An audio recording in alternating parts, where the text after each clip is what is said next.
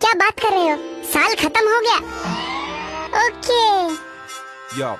अच्छा सुन लो, हैप्पी न्यू ईयर। कुछ नया नहीं है ये इधर, वही पुराने friends, boring life, so disturb मत करो यार।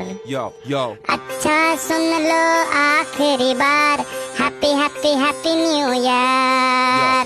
मुझको नीनी आ रही है, तुम वीडियो कर लो शेयर। देखो भाई, आज जो करना कल कर लेंगे, कल करना जो परसों।